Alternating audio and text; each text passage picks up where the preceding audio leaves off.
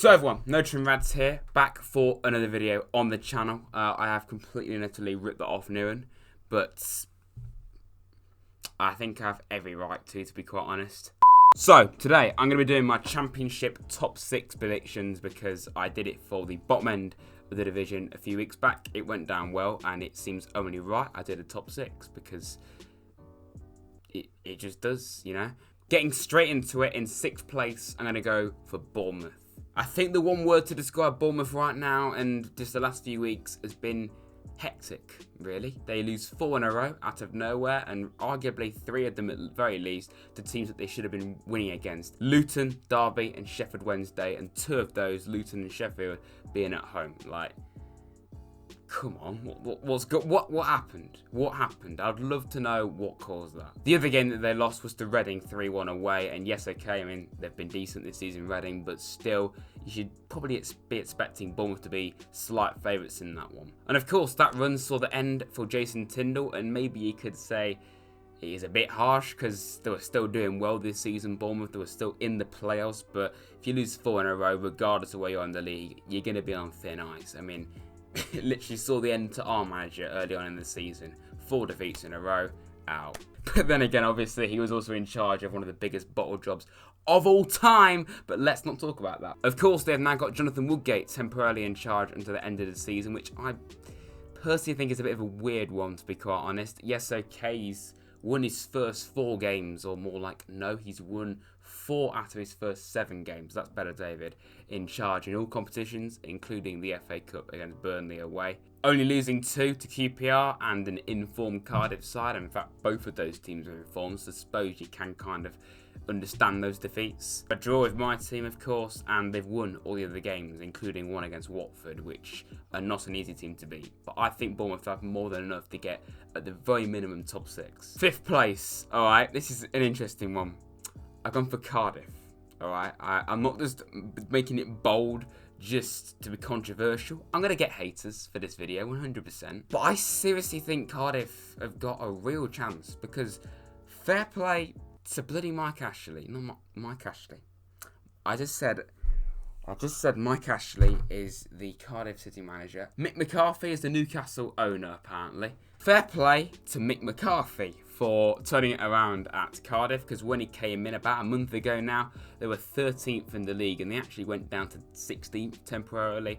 The fact that he got them, again, temporarily in the playoffs, because they're currently 8th after the latest match week, is pretty insane.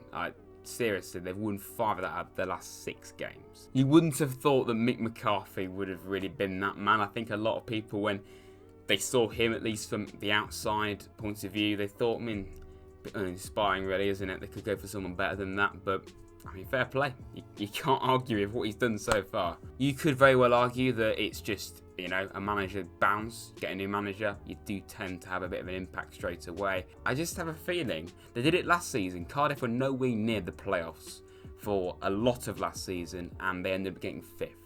So they could very well do it again.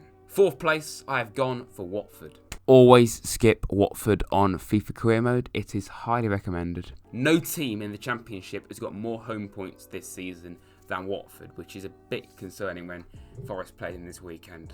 You know, 0 sugar, so, you know, it's diet. They're the 2nd best defensive team in the league this season behind Swansea. Only 24 goals conceded, and that is also 15 clean sheets, which I think is really quite an insane record. They have got Ben Foster in between the sticks, and even without him in net of late, they've still done pretty well. I think what could cost them, though, ultimately maybe not getting the top 2, is the amount of draws they've got. They've got 10 draws, and quite a few of them are the teams down the bottom end of the table against Millwall, Coventry, Sheffield, Forest as well.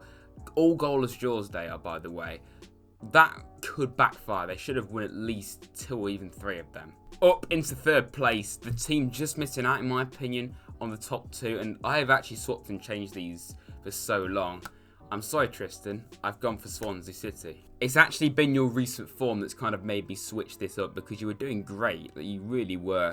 But the last few games, you, no offence, were pretty terrible against Forest and you ended up winning. Fair play to you for that. Then you get battered by Huddersfield, who have been far from spectacular this season. Edged past quite a poor Coventry side, and literally the day I'm recording this, you lose to, who did they lose to? Bristol. Yeah, I knew that. And it is a little bit of a concern when they've been so solid defensively this season, and then they're going to concede 7 goals in 2 of those games combined. Obviously, across 4 games, they've only conceded literally 7 goals. Yeah, literally. And like I said, they are the best defensive team in the league still, despite those goals being conceded, which shows how solid they were before that. Only 22 conceded, and only 9 of them at home. They're the best defensive team at home as well. And a shout out to Conor Hourihane as well, because even just from watching from a distance, he's been insane. Like, scored a banger against Norwich and Rotherham. Yeah, he's been huge for you. The top 2 are kind of self-explanatory, really.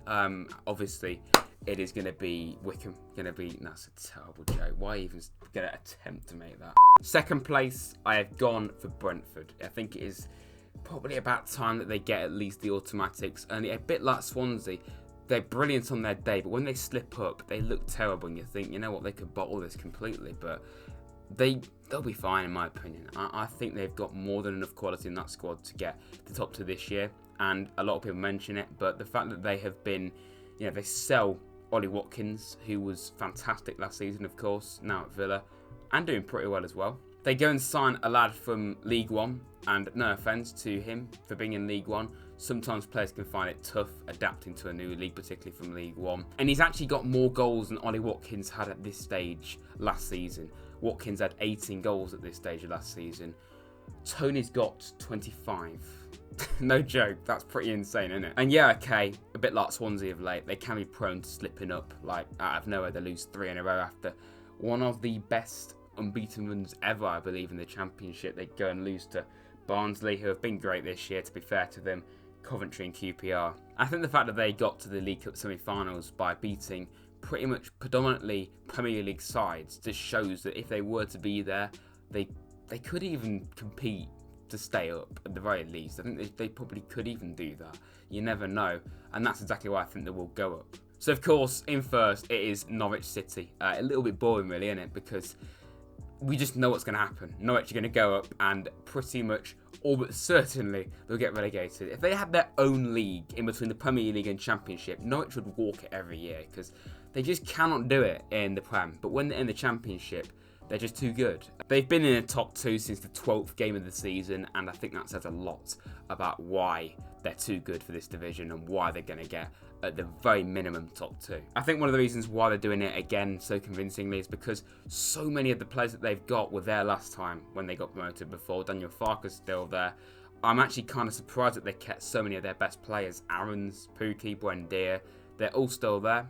They may have lost the likes of Godfrey, but clearly they still had enough quality, so fair play to them for that, and I don't see anyone really getting past Norwich. So they are my top 6 predictions for the Championship. I know that most likely you won't agree with me, so by all means let me know in the comments below what you think is going to happen.